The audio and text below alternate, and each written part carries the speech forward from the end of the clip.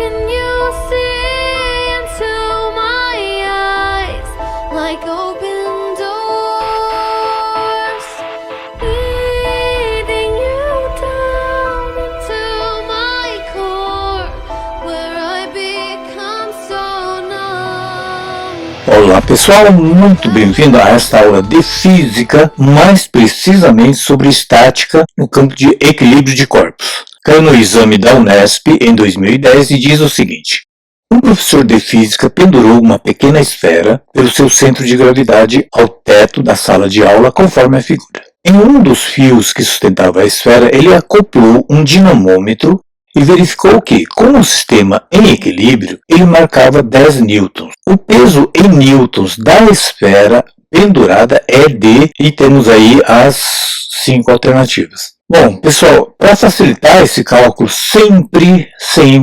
eu recomendo que se utilize o sistema de eixos cartesianos, como eu fiz aqui no desenho ao lado, tá? Essa figura do lado direito eu criei aqui, não faz parte do enunciado original. Então, observe que aqui é o que eu chamo de eixo X, esse aqui é o eixo Y.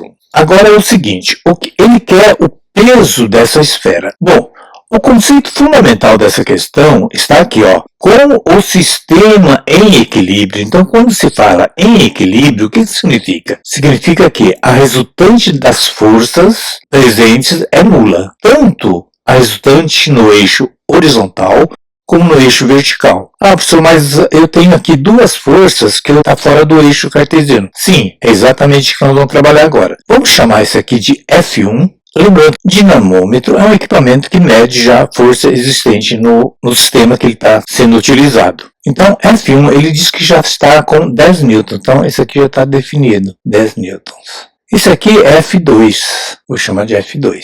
E a esfera eu vou chamar força-peso, tá? Então já fica mais fácil do que nomear por F3. Muito bem, agora é o seguinte, ó. Eu tenho que decompor essas duas forças, F1 e F2, tanto no eixo X como no eixo Y, para poder facilitar o cálculo aqui, tá certo? Para isso, eu tenho que definir qual ângulo ele forma aqui e qual ângulo ele forma aqui, ó. Mas isso aqui é muito simples, gente. Se você lembrar ali da propriedade da matemática, onde duas setas paralelas cortada por uma transversal forma sempre entre as duas setas paralelas os ângulos alternos internos, que seria 60. Se aqui é 60, aqui automaticamente é 60 também, tá certo? Assim como 30 graus aqui é 30 graus aqui. Isso é a propriedade dos ângulos alternos internos. Então, aqui eu vou decompor essa força de tração, eu vou chamar de F2x, e essa força projetada aqui, vou chamar de F2y.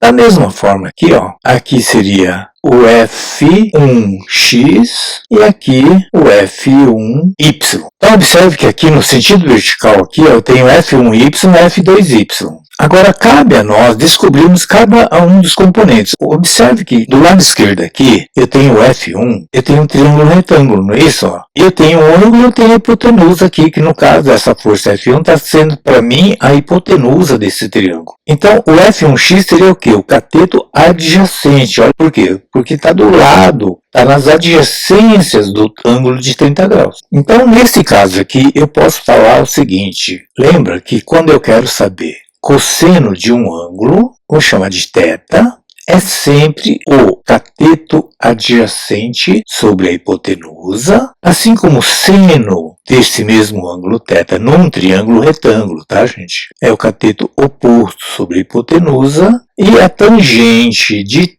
θ é sempre cateto oposto sobre cateto adjacente. Eu sempre brinco dizendo tangente que toma coca, né? Fica mais fácil. Bom, agora é o seguinte, gente. Essa relação trigonométrica no triângulo retângulo, essas três fórmulas são fundamentais. Então, quem vai prestar um vestibular é obrigatório ter isso aqui em mente, tá? Guarde bem esses três conceitos aqui. Bom, nesse nosso caso da esquerda, como eu quero saber o F1x é o cateto adjacente. Ora, eu quero saber o cateto adjacente e eu tenho a hipotenusa. Qual formulinha que eu vou usar? Lógico, é cosseno. Mas o meu θ, nesse caso, é 30. Então, vamos lá. Então, cosseno de 30 graus é igual ao cateto adjacente. Quem é? Exatamente a força F1x que eu quero descobrir. sobre a hipotenusa. A hipotenusa é fácil, ela é 10. Observe que as forças já estão todas em newton. Ora, a cosseno de 30, pelando lá para a tabelinha, sabe que é raiz de 3 sobre 2 igual a F1x sobre 10. Bom, como eu quero descobrir o F1x, basta mandar o 10 que está dividindo para lá multiplicando. Então, meu F1x é a mesma coisa que 10 multiplicado por raiz de 3 sobre 2. Como aqui em cima é uma multiplicação, eu posso simplificar 10 com 2, vai dar 5 raiz de 3. Bom, então já descobri aqui que o meu F1x é 5 raiz de 3. Muito bem, esse é um dado importantíssimo. Agora vamos descobrir, já que estamos trabalhando com F1, vamos trabalhar com F1y agora.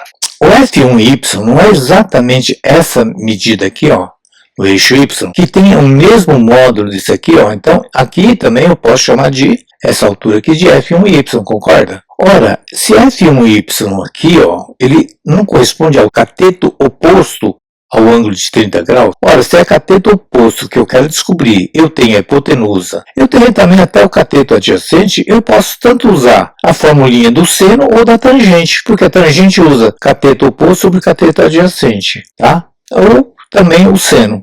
Aí fica a gosto do cliente. Então vamos lá. Vamos usar a tangente. Então, tangente de 30 graus é a mesma coisa, cateto oposto sobre cateto adjacente. Mas o cateto oposto é exatamente o F1y sobre cateto adjacente que a gente acabou de achar, que é o 5 raiz de 3. Mas tangente de 30, você de novo indo na tabela, é raiz de 3 sobre 3 igual a F1y sobre 5 raiz de 3. Como eu quero saber o F1y, eu posso mandar o 5 raiz de 3 para lá multiplicando. Então, o F1y, eu já vou até inverter aqui, F1y, eu peguei esse cara aqui, 5 raiz de 3, multiplicado por raiz de 3 sobre 3.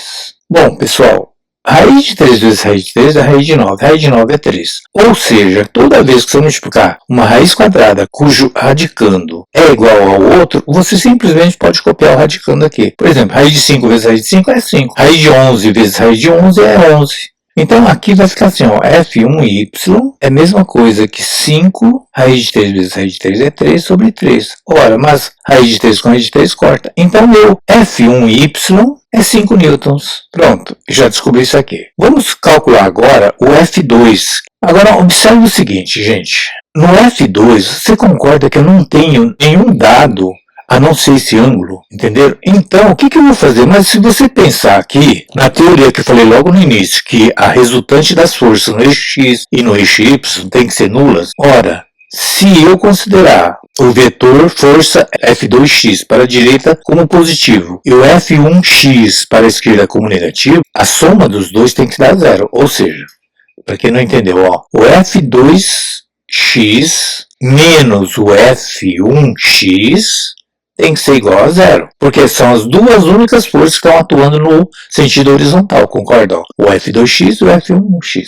Beleza, mas o F1x eu já tenho, é o 5 raiz de 3. Então, o meu F2x menos 5 raiz de 3 é igual a zero. Ou seja, passando menos 5 raiz de 3 para o outro lado, vai ficar F2x é igual a 5 raiz de 3. Olha que importante que eu achei agora. Então, esse cara aqui mede também 5 raiz de 3.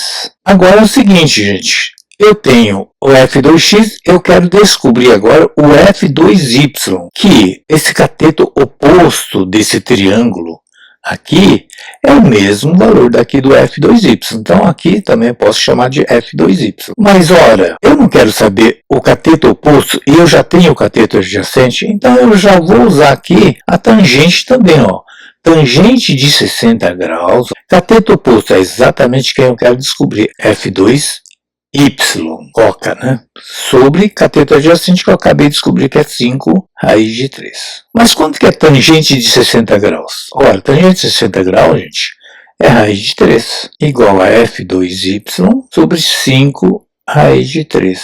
Ora, então meu F2y, eu passo o 5 raiz de 3 para o outro lado, multiplicando. Então meu F2y é 5 raiz de 3 vezes raiz de 3 aqui. Ora, mas raiz de 3 vezes raiz de 3 a gente já sabe que é 3. 3 vezes 5 dá 15. Então, meu F2y é igual a 15 newtons. Porque 3 vezes 5 dá 15 aqui, correto? Agora sim, eu tenho todos os dados que eu precisava. Eu tenho aqui 15 newtons. O F1y também eu já tinha achado, é 5 newtons. Vou escrever aqui, ó, 5 newtons. E agora é o seguinte. Você concorda que no eixo y eu tenho o peso para baixo e o F2y mais o F1y, eu vou chamar os vetores para cima como positivos e para baixo negativos. Então o peso vai ficar negativo e o F1y mais o F2y positivo. Então vamos lá, ó. F1y mais o F2y menos o peso é igual a zero. Então, a soma vetorial de todas as forças verticais também tem que ser nula. Então, verticalmente só tem essas três forças aqui. Então, eu vou passar o peso para lá, vai ficar peso positivo igual a soma dos dois F's aqui, né? F1y mais o F2y. Mas eu tenho o valor de cada um deles. F1y eu descobri quanto que é. F1y é 5 newtons. Mais o F2y, quanto que é? 15 newtons. Ora, então o peso é 20 newtons. Logo, a alternativa D de deusa, D de dado, tá aqui, ó, D de dedo. Beleza? 20 newtons. Pessoal, entenderam? Olha, esse exercício, embora seja de conceito um pouco simples, a resolução dela é muito cheia de detalhes, porque você tem que saber um pouco de trigonometria também. Senão você não vai conseguir sair daqui, beleza?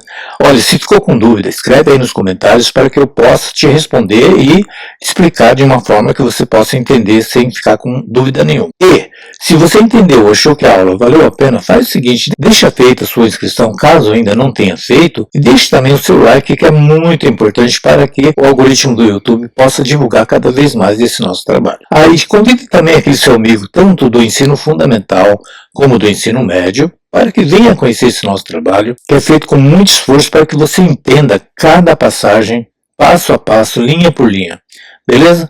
Por hoje é só, eu deixo aqui um grande abraço a vocês, fiquem com Deus e até a nossa próxima aula, gente. Tchau!